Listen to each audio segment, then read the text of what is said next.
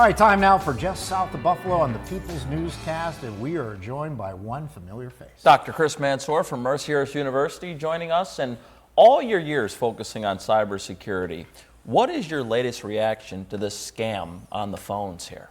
It's not surprising because it's been happening for the past 5 to 7 years, but now with the AI technology, it made it so much easier for bad actors to create realistic voice of the victims and then trying to target their families or their businesses or themselves. So they use voice cloning technology that is available and easier than you think out there. With the 30 seconds of your voice is more than enough for them to create a duplicate of your voice. 30 seconds. 30 seconds. Yep. Wow. That's incredible.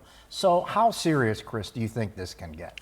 It is very serious in the sense where, like, if they get those 30 seconds of your voice and create a clone of that, they can basically call your family members and pretend that you are in duress, that you are in need for some help, and then your family members could believe that phone call and then end up sending money or doing things that they're not supposed to do just because they believe the voice that it is you. Or you may fall victim if others in your family members called you asking for help or things along the lines. A lot of good things we have with AI, and a lot of things that they can help humans with, but certainly a downside here. Correct, like every technology, right? There's the great uses of it and there's the bad uses of it. So we're going to have to live with this and be vigilant of what's going on. So, Doctor, when you think about this, every day that phone rings, you don't recognize the number, and there's no one on the other end, and that's how it starts, right? So that could be a way to get you while you're saying hello multiple times to record your voice, but it's also easier because there's a lot of people record things or post social media videos of themselves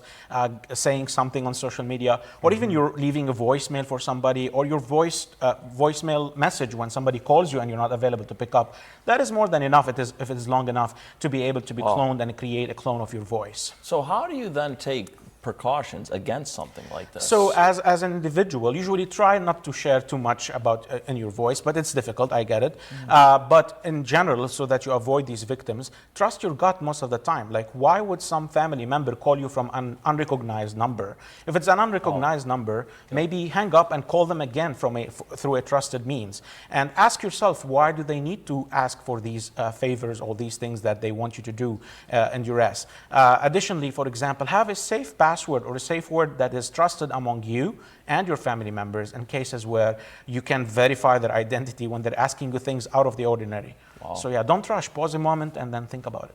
You think about how it's changed. I can remember when my mother's grandson, my nephew, would call and say, you know, it'd be a phony individual. Hey, Grandma, this is Nicholas, send me some money. And she knew right away, recognizing the voice, but it's changed so much. Now I guess they're going to probably target the elderly again. Correct, right? the elderly, and even the best of us could fall victim for it, especially with this technology.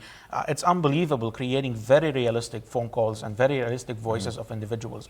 And they can play it where it's either your boss or your family member asking you to do things that you're not supposed to, including financial transactions and things like that. Doctor, in the final 30 seconds we have here, I've also seen this where you get a call and it's from the zip code that your phone is from too. Correct. So how do you know then maybe it's not just someone from your area calling? So basically, there is sometimes phone calls available online that could be used by scammers that could be imitated from your from the zip code that you live in. Like I get those all the time from the area, right?